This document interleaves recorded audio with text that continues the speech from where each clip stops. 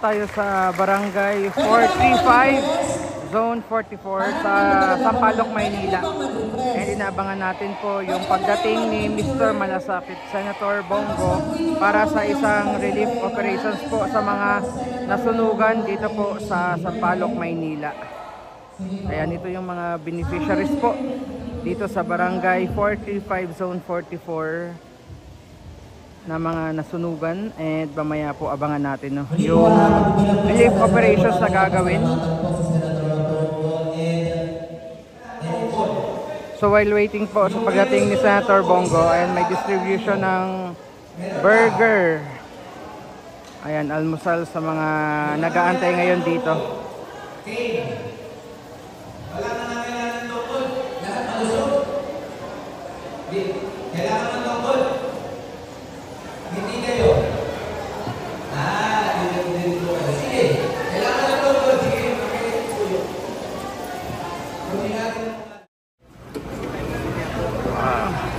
Morning, Senator.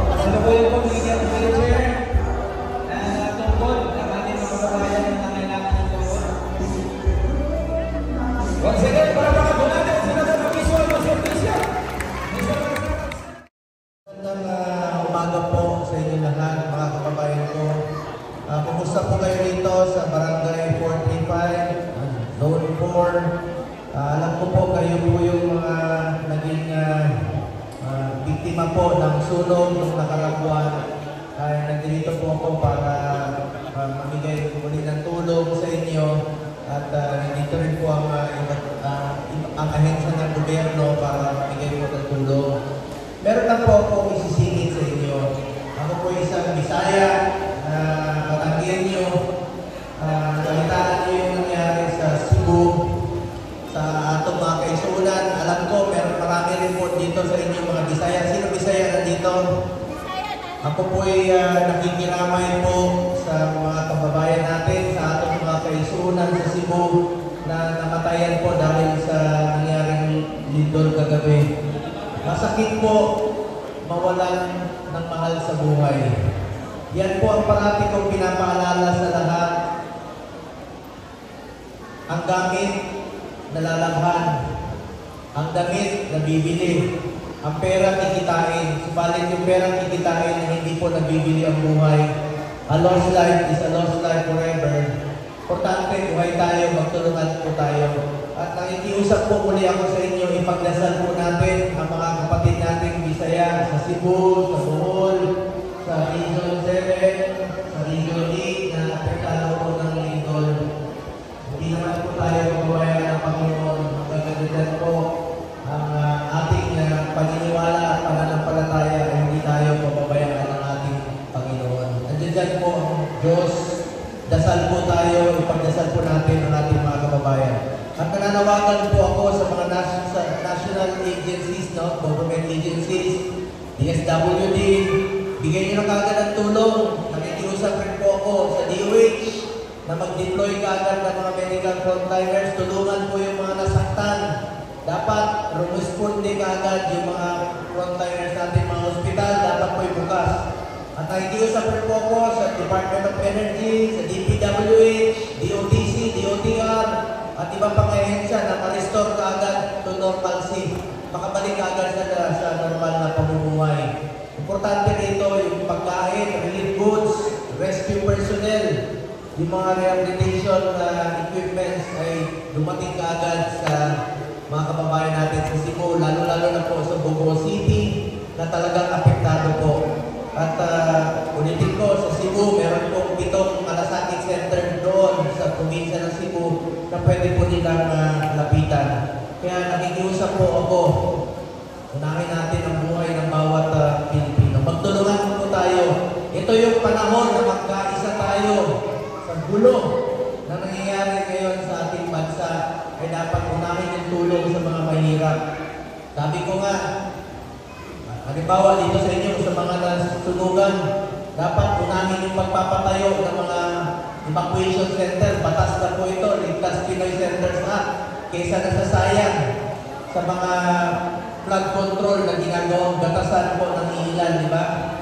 Gamitin na lang po sa ospital, sa evacuation center, classroom, na mas mahalaga po para sa ating mga kababayan, lalo-lalo na sa mga kabataan natin. At nandito po ngayon, meron lang po akong konting tulong. Sabi ko sa inyo, ako po ay isang probinsyano lamang po na binigyan niyo po ng pagkakataon na makapagservisyo po sa inyo. Huwag kayong magpasalamat sa akin. Ako po ang dapat magpasalamat sa inyo dahil binigyan niyo po ako ng pagkakataon na makapagservisyo po sa inyo. T-shirt, may dala rin po ako, may dala po. Huwag kayong magagawan, may dala akong bola, lahat ng pamilya, may bola po ako para sa inyo. At kanina po, sinabi ko sa kay Manang, may dala po ako wheelchair at sungkod sa kanya. Sabi ko, kung kailangan niya po ng tulong sa pagpapa-hospital, sa abot ng aking makakaya, tutulong po ako sa inyo, mga kababayan ko. Kababayan ko, nandito rin ang NHA, merong programa, yung EHAP. Sinulong ko ito 5 years ago na siguro, 4 years ago. Nabibigyan ko kayo ng pambili ng housing materials. So ngayong araw na ito, pasalamatan natin ang NHA para sa programang EHAP na bibigyan ko kayo ng pambili ng housing materials. Bibili nyo ng housing materials, ha? Huwag nyo pambili ng alak, ha? mahirap ang panahon ngayon. Gamitin niyo muna sa tama, sa inyong pamilya. Bisikleta para sa inyo! Yan. Yan pa, pwede niyo gamitin. Papunta ng Tagaytay. Gusto niyo tumami yung bike? Sige, hatiin niyo. Tag-isang tulong kayo. Pero dadagdagan ko, wala na akong pera. Dadagdagan ko naman ng isang cellphone. Paparapol ko po. At saka dalawang sapatos na panglalaki ay dalawang sapatos. Paparapol ko po. Rapol yan, rapol.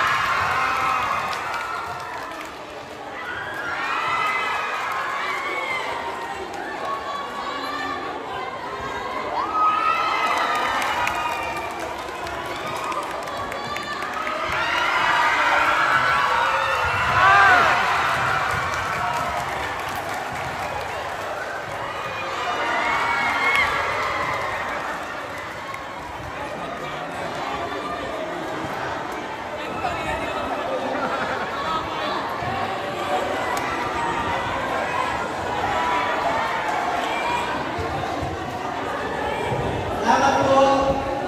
Mga kababayan ko, meron lang po akong sasabihin sa inyo.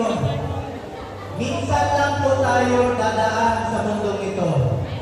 Kung ano po kabutihan o tulong na pwede natin gawin sa ating kapwa, ay gawin na po natin ngayon dahil hindi na tayo babalik sa mundong ito. Ako po ang inyong Senator Kuya Bongo. Patuloy na magsaservisyo sa inyo lahat. Dahil ako po ay naniniwala na ang serbisyo sa tao, serbisyo po yan sa Diyos. Para natin sa Panginoon sa buhay.